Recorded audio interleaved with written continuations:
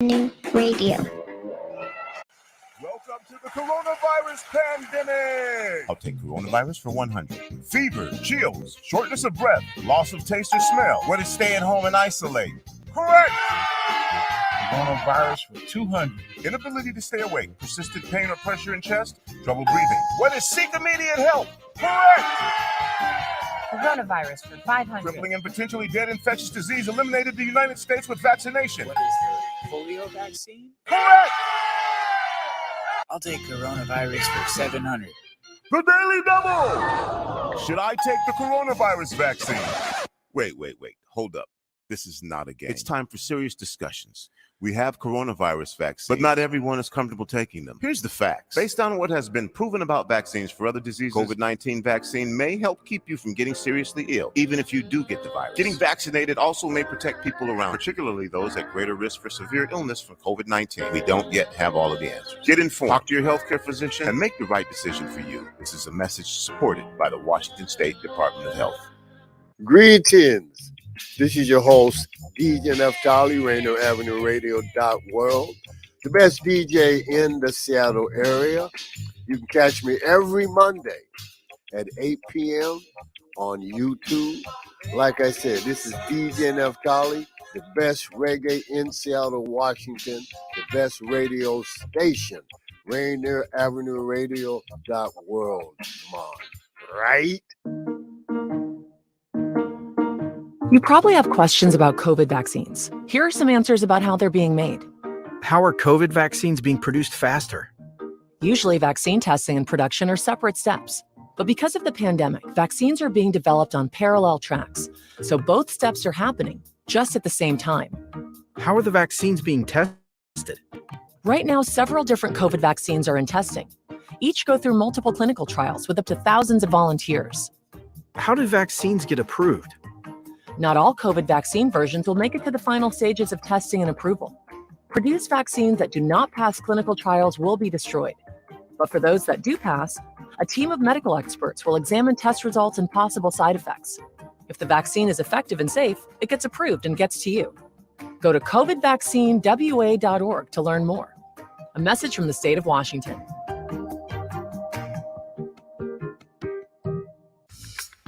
I'm Paul Pearson, host of Star Time, and when I'm not hearing men compare women to residential real estate, I'm listening to Rainier Avenue Radio World. Ow, things are bread.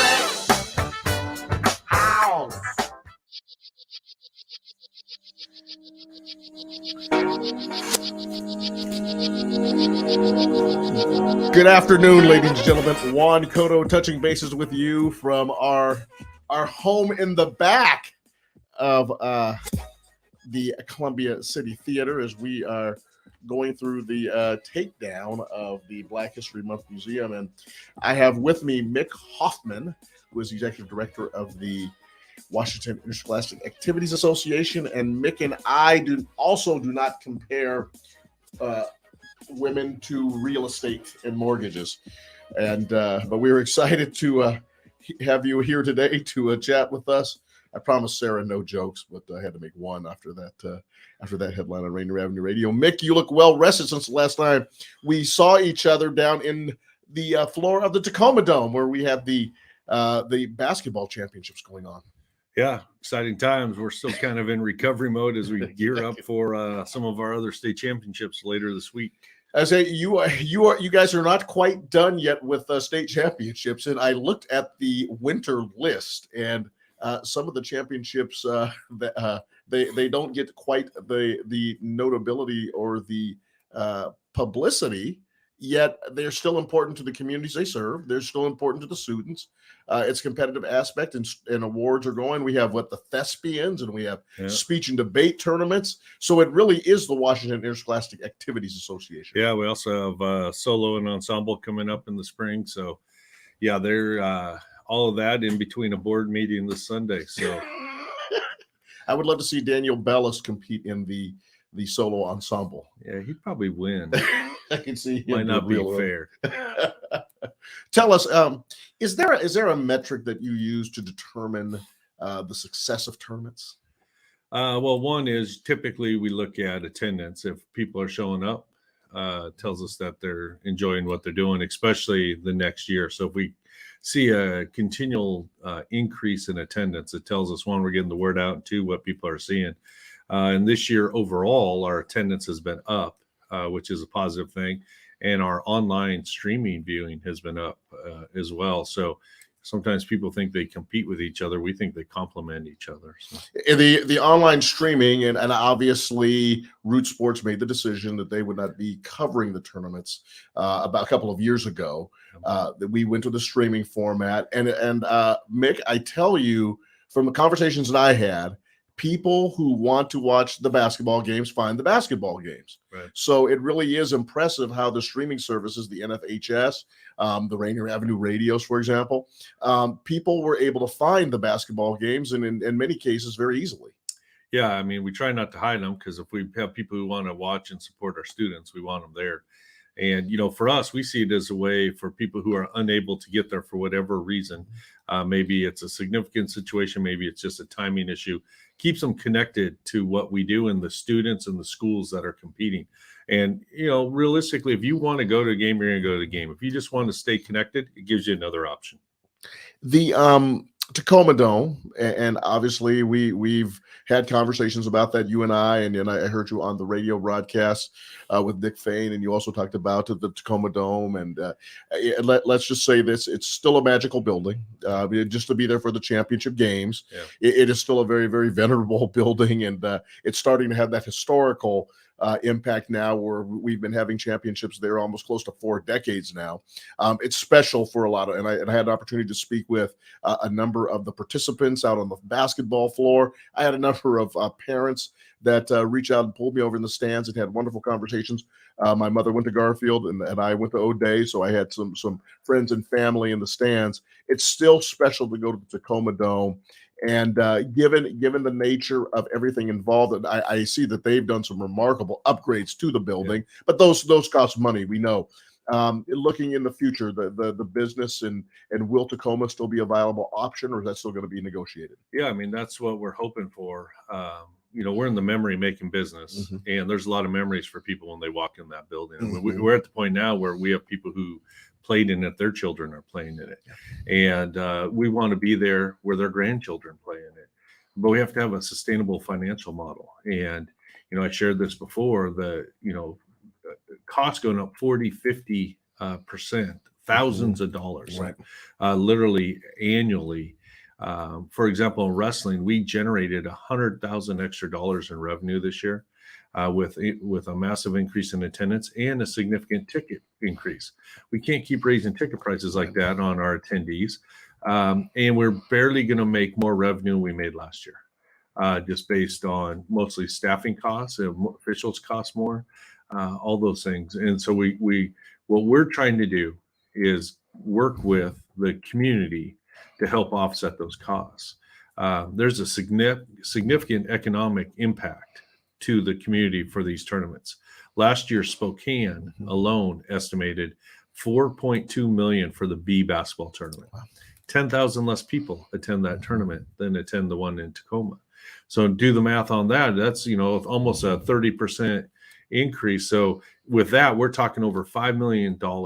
And what we're asking for is where those dollars are going to that business community and the general community, the tax base, that some of that help the Tacoma Dome offset some of their costs, their hard costs, their real costs. We know they got real costs, to allow us to continue to bring that event there and create those memories. We're not asking for it all to be paid for, but we have to have some help, because if another year we're losing money on those tournaments, like the wrestling tournament, we can't run an event like that with as much work as it takes and not generate revenue to help pay for these other activities that you started talking about at the top of the show. So, you know, the money goes back into paying for the non-revenue activities and sports. And so that's what we're looking for. We're reaching out through the business community, through the Tacoma Sports Commission, and through the municipality structure to say, hey, what can we do? How can we work together so everybody benefits? Mick, I looked at the schedule on the WIAA website, and it was a surprise to me, and I'm supposed to be this venerable, vaunted journalist. I didn't realize you had that many tournaments going on. I mean, and I think that we all, those of us that like quote unquote athletics, obviously we're attracted to basketball. Some of us are attracted to bowling, and I had the girls bowling state tournament. But I was looking at it as I was preparing my notes for today. How in the world do you guys keep up with all of that? That's why we all have bags under our eyes this time of year. I mean, honestly, it's a great job. It's a labor of love. It's fun. You get energized when you're out there, but it takes a lot of work. I mean, our staff, if they don't work 50 hours, they're working 65. We had one stretch where a lot of people didn't get a day off for 3 weeks. And so there's 12 and a half staff members running over 120 state events. And so, it takes a lot of work, takes a lot of volunteers. We have a lot of school people and a lot of community people that have been, when we talk about not wanting to leave, we have people who are announcing, taking stats, tournament hosts that have been doing this for decades. And so that's what it takes. So, our people in our office lead that endeavor, but we lean on hundreds, if not thousands of paid and unpaid volunteers every season.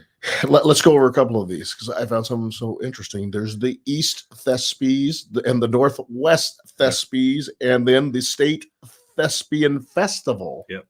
So we have these young people who are spending time being actors, and I guess they call them actors. They're all actors now, but being an actor. Yeah. And so a lot of our activities, we partner with their own state associations. So they do a lot of the heavy lifting for that. Our work with them is to help coordinate. We help troubleshoot when there's issues coordinating with schools or rules violations. They do a lot of the organization of those events for us. We provide some financial support and, whether it's awards or help with facilities when necessary. Because again, being an activity association on athletics, we want to make sure we're touching and helping several students, not just our prototypical athletes. So yeah, fortunately, we have really, really good partners there that do the heavy lifting of like music. I'm sure we'll talk about WMEA. Yep. They organize it. And the same thing happens with the Washington State Thespian Association.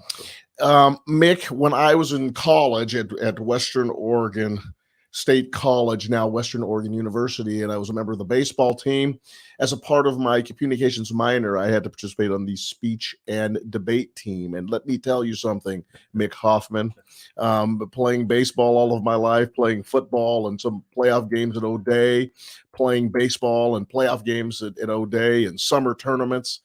I never had the nauseous feeling that I had to go. And you see that sometimes athletes have to go and they have to let's just say it, they have to vomit, their stomachs get upset, the nervousness, the excitement, I guess, of playing. When I was on the speech and debate team in my first speech tournament at Concordia, I think that our coach and speech members found me in the bathroom dry. I was like physically sick getting ready to go up there to give my speech. And I see that the speech and debate tournament, I mean, I obviously conquered my ability. But I was so scared. And speech and debate is one of those that's a tournament, and just for my own personal thing, where you are out there all by yourself, and it really is you communicating information. And it's a wonderful sport. My children, I am encouraging them to participate, and my son in particular wants no part of it, and they can't believe that I was on a speech and debate team. But I see speech and debate is coming up this month as well. Yeah, absolutely. I think that's awesome that Western Oregon had athletes involved in that, in developing a well-rounded individual. Because look at this, but also now you know how I feel every day when I'm coming in here, that nervousness that I'm not going to yeah, I mean, because you have to be polished with that, right? Really, I mean, it's competition. Boy. It's real competition. And, I think that's in our world, competition is still okay and it can still be healthy. we compete for jobs, we compete for a lot of things in the world, and having the ability to explain yourself and the skill set that it takes to prepare. So yeah, speech and debate's coming up, and the NFHS, they help develop some of those topics, and then our people go to work. In the meantime, students are working all year. Some of them are involved in their mock trial work as well in their schools or DECA. So it crosses over in a lot of different places in the school. So yeah, it's, this will be the first year in this position that we actually hold these events in person. Wow. So for me, I get to finally get out and see them in person. Last year, they were held virtually, a modified version of them. But now we get to do it for real. And so for me, I just, these are ones where we're not running them, the day-to-day logistics that the individuals in those associations are doing it. So we get to go out and really be more spectators and appreciate this incredible skill set that students are displaying. We're not all sports here on Rainier Avenue Radio. And I'm going to tell you, my favorite discipline in speech and debate was fortune cookie interpretation, where there was a big thing of fortune cookies in a bowl, and you pulled out a fortune cookie and you broke it open. And this one girl, she was so elegant, she broke hers open, had a beautiful dress on, broke it open, and then she started to eat the cookie. So I followed that. I'm sure I didn't look as classy as she did, but you really have to learn to think on your feet. You really have to learn how to adjust and to really structure your speech very quickly. And I think we only had about 4 minutes to do this in. So it was one of those things where it really forced you to develop some skills to be able to think on your feet and to be able to be assertive, to be able to problem solve, and to be able to present all in one situation. Yeah, and you think about how many times you've used that skill set in your daily life, whether it's dealing with your own children, dealing with friends, at work, professionally, where you have to think and articulate and be able to get a point across to either help with the situation, fix the situation, whatever you're doing. And you do that more than you probably hit fungos now, right? Yes. And so, that's what's cool about being an activity association is there's these lifetime skills. Now, hitting those fungos and showing up practice are skills you develop beyond baseball you use on a regular basis. But yeah, that's what we get to be a part of. And, I don't know if at some point we'll probably have to talk about these budget cliffs that some of our districts are looking at and where they're having to make cuts. And, we're telling people this is why we need schools to continue to invest in education-based activities, not just because you can have a football homecoming game on a Friday night, but all these things we're talking about where a lot of people may not even know who are their thespians in their school, right? Other than the people who go out for the school play, but the competitors aren't necessarily the ones that are doing the big public performances all the time in the school play. And so it's a very different child that we're serving that needs us just as much, that are typically going to be our bosses when they get older. So, so I am excited to learn more about it because that's not something that I've ever had to delve into much in this job to date. It's the skills that we use to deal with Daniel Bellis on a daily basis. No, he's not that.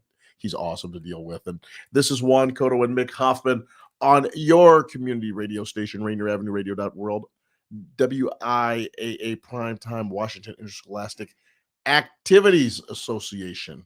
And we are talking about all of the tournaments that have been recently conducted by the state. The most visible, obviously, being basketball, and then there's a pretty big wrestling tournament that we do nowadays. But certainly some of the other tournaments that are so exciting, and we are discussing some of those. And let me see, I was looking at dance and drill.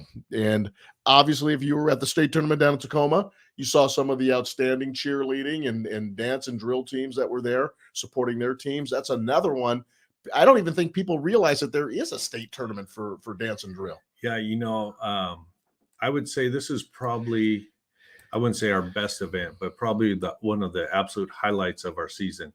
And the reason is if you come out and watch this over in Yakima on the Sendo, you will see real competition. And again, I'm not an expert in this area by any means. So the first year I went as a board member, I'm watching, and half of the Sun Dome is full of parents and fans. The other half of the Sun Dome are the participants. And when you have people out there doing a variety, I mean, there's some groups that go out and they bring out a whole set. I mean, they're timed. They have like 3 minutes, and you have 50 parent volunteers getting the set up. They got 3 minutes to set it. They do their performance. They got 3 minutes to get off. They're timed, and that's how they're scored. So there's huge productions down to small teams. But when kids get going and they're really good, the place goes absolutely crazy. The participants are louder for their competition than even their own fans. And so you're thinking, oh, this is just this feel-good trophy for every scenario. No, because every day there's at the end when we do the trophy and award shows, the seniors come down onto the floor. And when those awards are announced, there are real tears for the people who didn't win. So it's really one of it kind of reminds me of the old school competition. Like we step in there, we fight it out, and at the end we shake hands, and whoever win, we congratulate. We're heartbroken if we lost, but we gave it a fair fight, and that's what we see in this, along with unbelievable talent. Mick, I assume. I mean, I try to take what I do here seriously at Rainier Avenue Radio, and obviously Tony Benton has given us an opportunity and the community to come in and to help build our chops at doing this, and he's given us an opportunity to represent the media and the work of the media, and certainly, I don't consider myself Chris Berman or an ESPN national celebrity or a local celebrity like a Dick Fain who you met with down there, or Ian Furness, my high school classmate, but we have a responsibility. And I will say this, to walk into the Tacoma Dome with my son and to be treated so first class. I mean, I'm Juan Cotto with Rainier Avenue Radio. Not only did they know who I was, but they were expecting me to be there. They helped me get through all the proper tables, get my credentials. My son actually thought I was important. My son was kind of like, Dad, it's like you're important here. And I just want to give kudos to the way you structured the tournament. It felt like I was at a major event. It felt like I was in an event where once again, I was treated professionally, and it was such a fun time to be there as a media. Once again, I want to be very careful how I classify myself, but as a media person, to be able to sit in a professional area and to be treated so well, I thought that the WIAA did just a fantastic job of really running a first class tournament. Thanks. Yeah, and credit really goes to Andy Barnes, who runs basketball, and Casey Johnson, who oversees our media and communications. They set up those systems. My job is to set the culture and the philosophy of it. And hey, if we have people who love what we do and support students, then we're going to take care of them, because we want to keep those people like yourself connected to the association.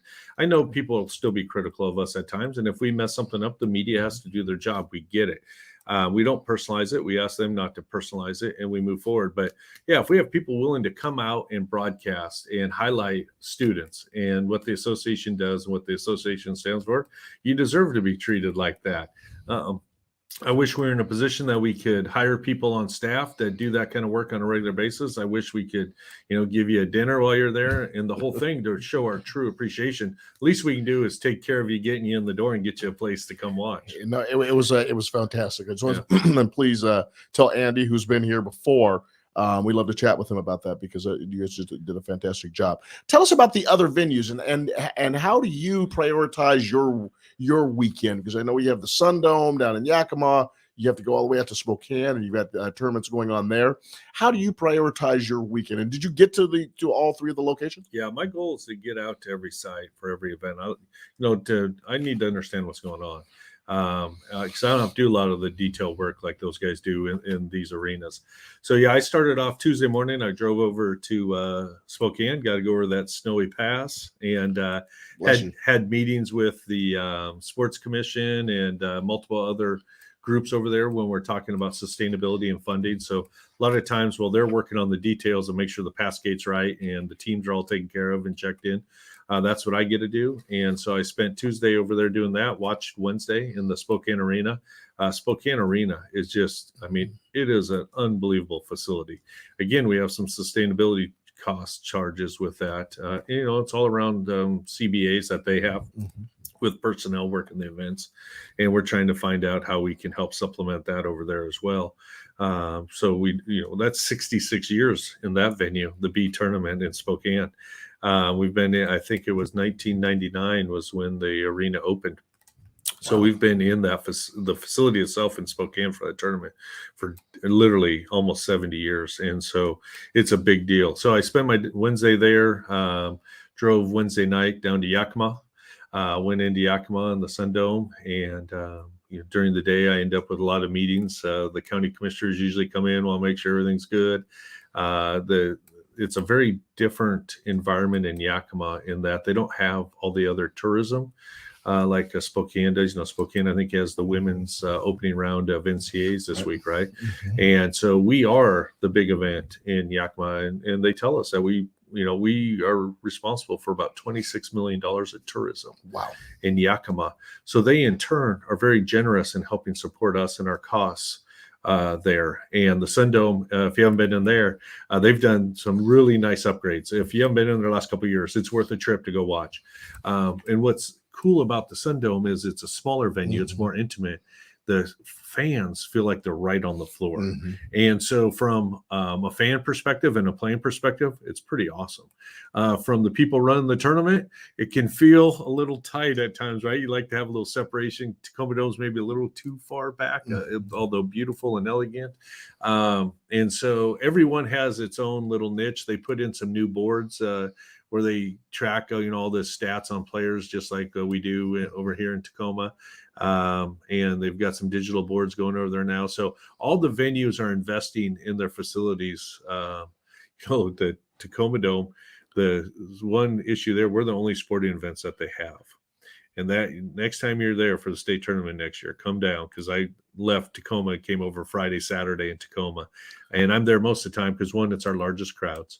And number two is it's the facility that gives us the most concern just because of the age of the equipment. Mm-hmm. There's those score consoles are literally duct taped together in some places. Wow. And there's no backups. We can scour looking on eBay for refurbished ones, but those are the original consoles. So you're talking Atari type gear. And, we're always like, what are we going to do if? What are we going to do if? So Andy spends a lot of time contingency planning, knock on wood. We haven't had to do it yet. The basketball hoop, same thing. So there's those kinds of logistics, they're automated, the original ones. And if the hydraulics or something go out on that, we're stuck. Those are the 1984 original models on the scoreboard and the basketball hoops. Yeah.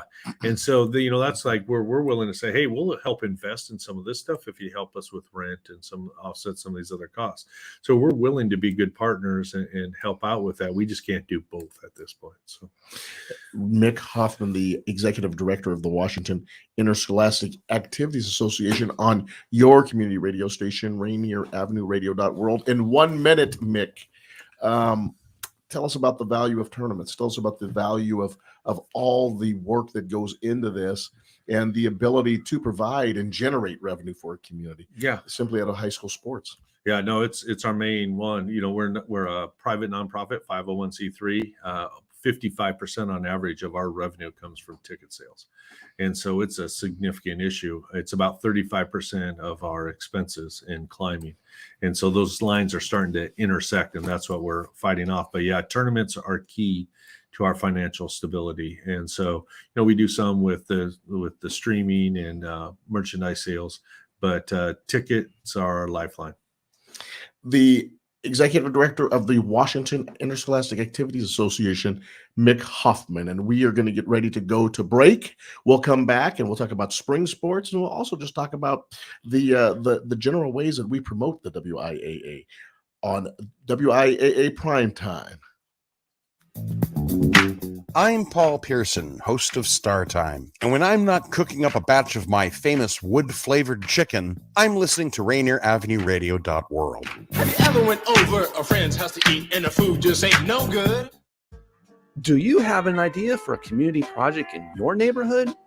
You could be eligible for up to $50,000 in funding through the City of Seattle's Neighborhood Matching Fund.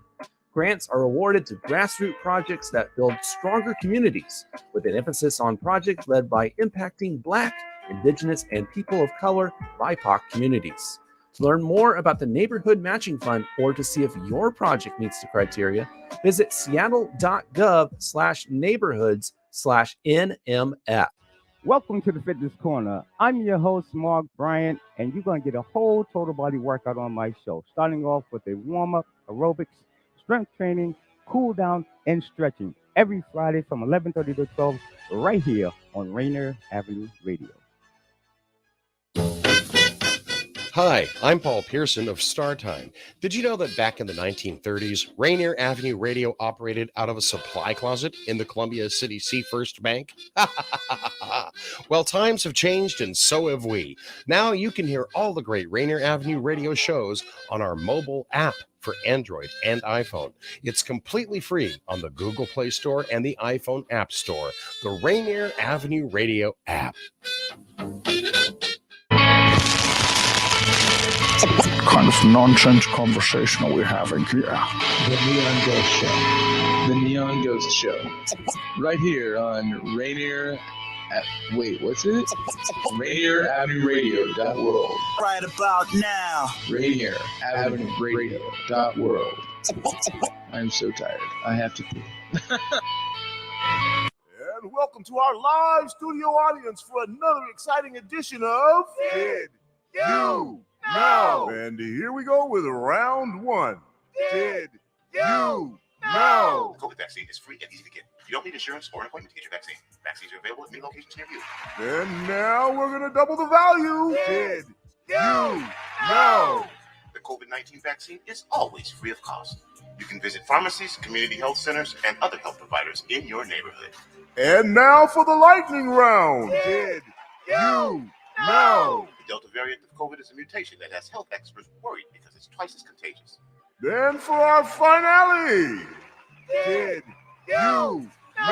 The best way to protect yourself from the COVID Delta variant is to get fully vaccinated. Get your vaccine today. Find out more at kingcounty.gov/vaccine. Did you know? You are listening to Rainier Avenue Radio, your community radio station.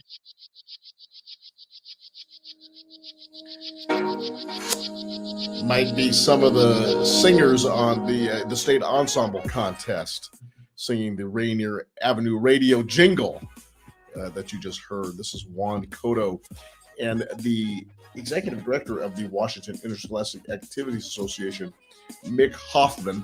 And this is WIAA Primetime, and two gentlemen who have, he's been crossing the state, I crossed the country. I went to Washington, D.C. last week, made a presentation on how to engage the state legislature in obtaining support for the blood supply. Nice. It was well received by the America's Blood Centers. I say hi to my buddy Diane Kalmus. And please donate blood. If you get a chance to do it, it's a way to impact your community in a very, very, very positive way. Patients of the state of Washington's hospitals, they need blood right now, and certainly I think we all understand the importance of supporting the community. And Mick certainly does that, driving from location to location, traversing in his truck the Washington State Pass over the mountains and going over to Yakima and those beautiful cities over there, and then going over to Spokane for the tournaments, and a man whose truck will not stop going because he'll probably go check out all the other events that are going on in the month of March as well. As I was driving down to Tacoma, Mick, heading down to the Tacoma Dome, there were commercials by one of your state radio partners, and you were kind of explaining to me how you were able to get those commercials set up. But they talked about some of the, and I thought beautifully done, really looking at some of the issues that we're facing in regards to, especially officiating and getting out and seeing ball games. And I thought those were so well done, and certainly left an imprint on me. And I was just wondering how those came together, and hopefully we see some impact out of those. Yeah, the National Federation of High Schools produced all those for us, and they customize them by state if you need to, and then we choose which ones we want to use. And so, you know, the official shortage is a national issue. The sportsmanship bad behavior is a national issue. And so we've been talking as a country for a couple of years about what can we do to curb this. And so they went to work on those, and, you know, give them full credit. They gave them to us, and we ship them out. And we ask our partners to to help play them as PSAs. And yeah, I agree. The bench bad behavior, the new what you'll start hearing now is trying to appeal to the 98% of the people who are there for the right reasons, doing the right things. And like, no different than your grass, right? You grow the healthy grass and it kind of squeezes out the weeds. That's what we need to do in our gyms and gymnasiums. We can't let one person who just doesn't care what anybody thinks, or, a small handful of people allow situations to escalate, because that's what we're seeing. And we're working with our schools and our athletic directors to empower them with some rules and best practices to address those situations. So yeah, we're very lucky to have the National Federation of High Schools helping us out with that. The official situation, and we touch base on this time to time, and I have also touch bases with your lieutenants on this. How are we doing? Are we getting people engaged to look at being an official? Yeah, Todd has stated we have as much as 10 to 15% increase in numbers. Awesome. So we're starting to see it go back up, right? And as the economy slows, it's a fairly typical pattern. But that being said, we're not just going to hope the economy tanks to get people looking for extra work. So he's working, we're working with Seattle Sports Commission.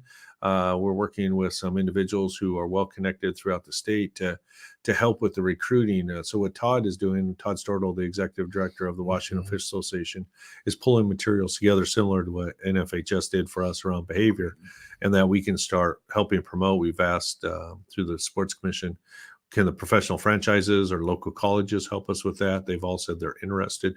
So our officials become their officials. They take the good ones really fast. But the NFL recognizes without high school officials, they're not going to have NFL officials or as many down the road. So we're in this together, working together. Key's going to be keeping them. Not only that, but you would think that the NFL and the NBA in particular, they want the players playing. Yeah.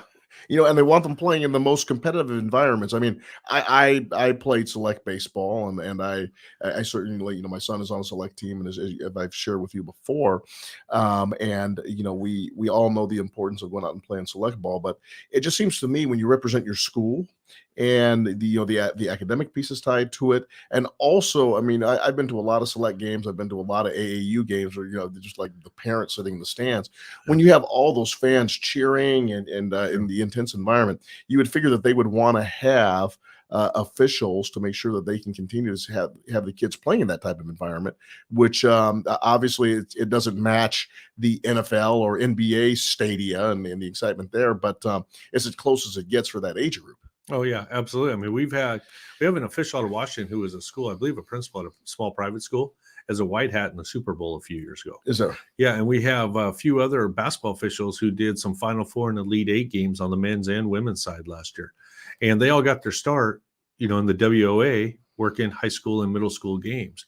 So it's no different than the kids who got drafted last year in the NBA, right? They started somewhere, working their way up, honing their skills.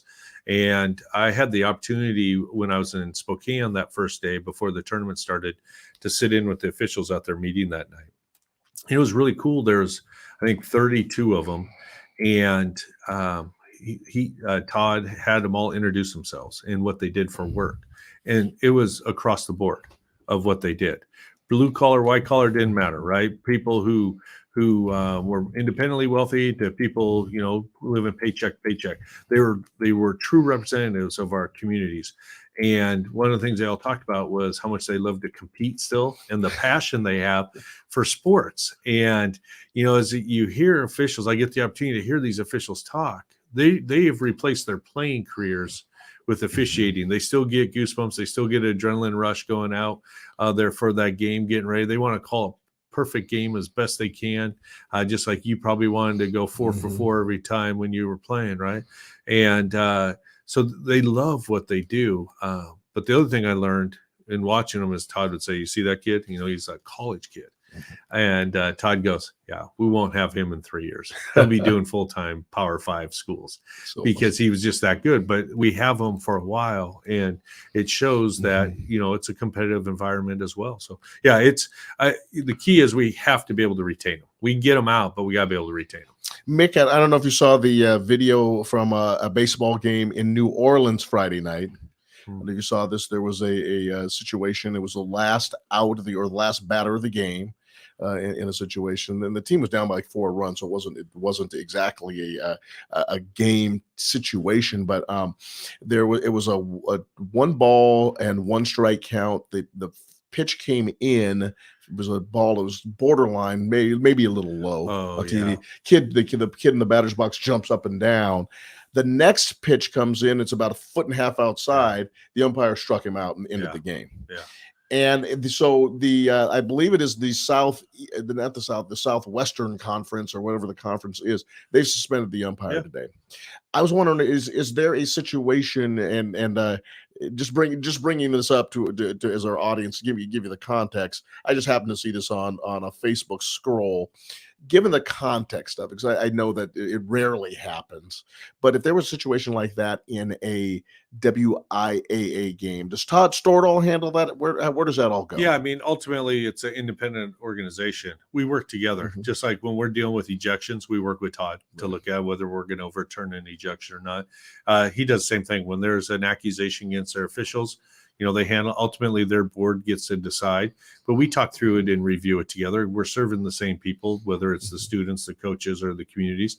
And so we make the final decision with our students and coaches. He makes the final decision on athletics. So, and to Todd's credit and their board, they hold themselves accountable. I've always heard about the good old boy network, and we have that in everything. But it's not as prevalent as what I believed before I came into the office. And I've been really impressed with the professionalism of their board and Todd and the association in general. So it gives me great hope that, we're going to continue to see the stars rise and be examples for the others. And just for a disclaimer, and like I said, that was just me scrolling through a Facebook post. In my experience, and certainly the coaching at Highline High School and Franklin High School when I were there, it was trust me, the results were never official related. the wins went to the players, and I'll tell you, the losses all went to I wish we had a better coach, but that's one of the things that goes over but the officials were always professional. They were always on time. They were always willing to explain why they made a call, and they were always very, very professional to work with. Yeah, and they're human. They're going to make mistakes. Sometimes they're going to show up having maybe their worst day, and they might do something that's foolish. The key is we decide what's a fatal mistake and what's a fixable mistake, a learning opportunity, and how they respond to it. And when that's what I've learned when I've been held accountable or hold other people accountable. How they respond to that tells us whether they're going to be able to contribute in the future. And so, yeah, I mean, I didn't actually see it. I read about it. And somebody losing their cool like that, I mean, good for them for taking immediate action. And if he learns from it and can come back and earn people's trust again, good for him. If he can, I'm sure he'll find something else he can do. Going back to a point that you touched on earlier, the behavior of the fans and the supporters of the athletes and or of the teams and or of whatever the relationship is. And you and I touched on this before. We've touched on this outside of the show, looking at different ways, and certainly the commercial protocols that you guys put together touched on this issue, and it sounds like one that is we're seeing incidents throughout the country, and it was refreshing, and it was certainly very satisfying to see that the WIAA is taking some ways to address this. Yeah, I mean, we talk about health and safety all the time, right? It's physical, it's social, emotional, it's for our officials, it's for the students. And so, it's not one of those areas we can compromise. It's education based. And I think part of it is in a lot of other club environments, behaviors, there's a different norm. And whatever, the lowest level of behavior we accept becomes the acceptable level of behavior. In our schools, we were not going to let somebody go in and scream at the teacher. We're not going to let somebody go in there and scream at a student. And so we got to do the same things when we're in the midst of competition. So we're trying to translate that, knowing that there's a lot more emotion around a contest than there typically is around a chemistry test, unless you were as bad at chemistry as I was. But that's just stress, right? So, I mean, we have to stay consistent, and we cannot give in to the people who have alternative motives. You certainly are learning a lot about physics, algebra, and Spanish in the Cotto house right now, and has some work to do there. Well, and that's a constant activity that the students are working on. Mick, spring sports are coming up, and we're making that transition. Kids are out playing baseball and tennis and hitting things. Tell us about what the hopes and goals are for spring, and when you and the WIAA are planning on changing the weather to 72 degrees and sunny. Man alive, can you believe how wet? Yeah, I mean, they should be out playing today. So we're over 2 weeks in, and so they should have all their practices in. They can get out and start having actual competitions. The challenges in the officiated sports, they pile up when we have the cancellation. So our schools have been really good at meeting at neutral sites and maybe bringing 3 or 4 teams in and having the same umpires work the one site. So we have that in our officiated sports, and the other ones, it's getting, finding tennis courts and golf courses and getting people out. Our job at this point is to take care of any incidents that happen and then get geared up for spring sports, because you look on the schedule for the spring, almost all our state tournaments are that same weekend. I don't even look. I can't even count how many sites. It's, darn, there are 30 sites that we're responsible for. All our state tournaments are that week, with golf being during the week and then bleeding into the weekend. But everybody else is playing. It's a madhouse. That's those 3 weeks in our office are pretty stressful. It's when you're dealing with people's emotions and people stressed, because what people see of us is what they see at our events. They don't know what we do for the most part, other than they go to state events. And if we don't put on a good show, if we're not organized, if people don't walk out feeling like you did, that's the perception of the WIA. And there's people working way too hard in our office to be perceived like that. So there's a lot of detail to do, but fortunately we have the right people doing the work. I remember in the beginning when we started doing this back in September, and it was towards the end of baseball season, heading into the baseball playoffs, and then the Mariners created some excitement, and the fall as we start to turn into the academic year, and relationships are renewed, and kids get to see each other at football games, and I got to see so many friends at football games I haven't seen in years, and it was just such a fun activity. And you go through basketball season in the winter, and the short days, and the holiday season, and then you come into the championships, and you all down at the WIAA. Boy, this is a long year for you. and I was thinking about it in regards to this morning in terms of the legislature. I mean, like the last 8 weeks I've been down slugging and fighting and having meetings and cancellations, and you're trying to get your information through to people and to get your agenda at the head of somebody's calendar. I was thinking this morning, man, I am tired, but it's like a marathon, right? Yeah, I mean, at mile 20 and 21, you're tired, but you still got some room to go. How are you guys down there with the WIA right now? You guys have had a long year. You're finishing this group of tournaments. You have this month of March going on, and now you're cranking up for the spring. How's everybody kind of re-engage themselves, reinvigorate themselves, and finish off the year? Doing well. I mean, people, the good news is they enjoy each other. Good teams, you feed off the energy of each other. People are tired. They're regrouping, trying to get them to use some vacation and take, either a long weekend, because there's not a lot of time between April and May to do it. So March is the time for them to do that. And then we make the hard push the summer, and it's no different than anybody else's job. You just described what you've been going through, and it's no different what people in our schools are going through and students are feeling, and so we pick each other up just like a good teammate does. And when somebody's struggling, you find out what's going on, you help them out, and when you can pitch in extra, you pitch in extra, and when you need to catch your breath, you catch your breath. So I mean, good news for us, we're dealing with activities in athletics all the time. Every day, the good and the bad of it. And so, that's a lot of fun. So I think you can always have fun while you work hard. He is Mick Hoffman. He is the executive director of the Washington Interscholastic Activities Association.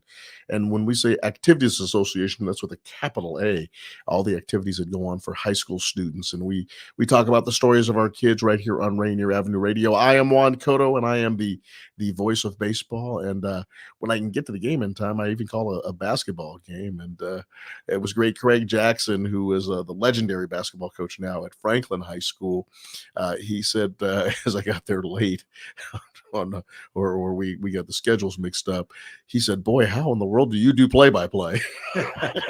He said play-by-play is something I just want to be the commentator. I'm like, yeah, it's a desired skill. Just start talking really fast, Craig, and you'll get it. But I know that he and Joyce Walker did an outstanding job bringing the state girls 3A championship, the Garfield Bulldogs, beating Lake Washington in a classic basketball game, exciting basketball game. And congratulations to the Garfield Bulldogs. Congratulations to the Garfield boys. We were down there to watch the men take on the O'Day Fighting Irish, my alma mater.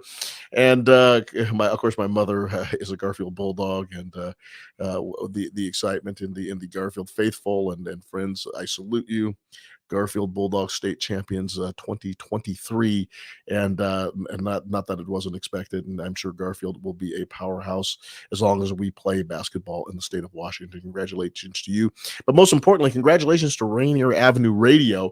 And Daniel, remind me, this was the 6th year that we've done this tournament. We're getting up there. We're getting up there, aren't we? We've been doing a lot of tournaments over the years, and I hope we are going back to Giesa Stadium, one of our favorite places. Giesa Stadium in Yakima. Is that where the 3A championships are this year? No, they're actually we got Bellingham and Everett. So it can be anything in Everett will be the 3A 4A site. Oh boy, Rainier Avenue Radio may be coming to Everett. Look out. Look out up there in the north part of Snohomish County. Here comes Tony B and the crew, and we're going to come riding through. But we've had some wonderful times over at Giesa Stadium. You got an opportunity to meet with the people over there. But once again, this is all in the manner and the idea of sharing our children's stories in the community. And our kids put in a lot of time participating in athletics. We touched on it earlier in the show. We have kids who are doing speech and debate and drama. There are cheerleaders, and this means so much to them. So we hope that we are putting on a good show for you, or hope that we are out there and we are supporting these stories, and we're hoping that we are doing this in a first class manner. When you attend a game, like we say, stay off the referees and just cheer and root for your team, and most importantly, let's support the efforts of our children in the community. And as Mick stated when he was talking about this, it's a part of education.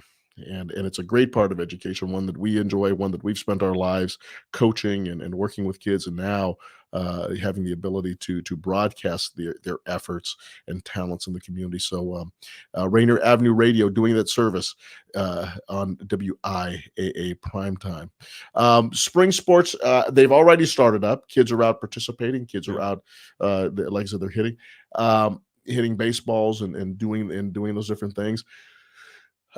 What if a child wants to participate? They go to their athletic director in their school. They go to their coach and say, "I want to sign up to be a ball player or track and field." How do they do that? Yeah, typically, they just need to go into their business office, is where they typically do it, athletic or ASB office, depending on the school, and get registered. They need a physical, and a sports physical, not a comprehensive physical, but a sports physical, and whatever other requirements the school district has, and or school, and they get out. A lot of times they'll take them late for track and the individual events. Cut sports are usually not allowed after a certain amount of time, and the more the merrier.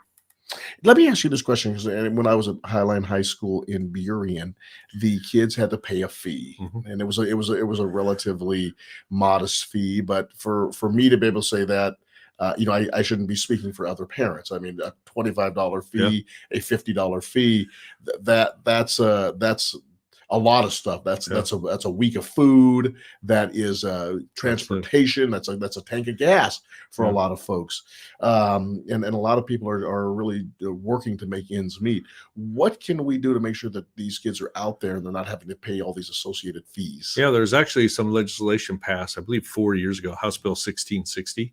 So sponsored by a local legislator actually out of Renton, former educator, and that said that you could not deny based on economics. And so a lot of schools have gotten rid of their fees, their play-to-pay fees, ASB fees. Some of it is even transferred to the parents having to pay to attend during the regular season. And so different schools are funding that in different ways. So they're really trying to eliminate the barriers. I know some schools that still require it will offer a waiver process. They'll offer a way to work things off, help students earn money, especially even if they don't have to pay for the actual participation in the season, all the out of season things that they do, going to tournaments and camps and all that. So schools work really hard to help find ways for students to fundraise and make money to be able to not miss out.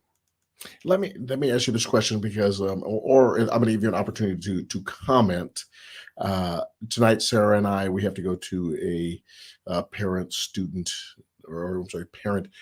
teacher meetings tonight and sit down and talk about the academics of it all. And I think about the amount of time that our educators put into working with our kids, and it's time that it's a very, very special time. It's a very, very necessary time, and the incredible relationship that educators build with our children, which is such a positive thing. And I think about the commitment that they have, the ones who coach, most importantly, the ones who teach, whether they're doing a variety of different activities. And talk to us. And obviously, you coming from that role, I mean, a former, obviously you're still an administrator, but nevertheless, someone who's taught and coached. Just the incredible dedication these people have for our students here in the state of Washington.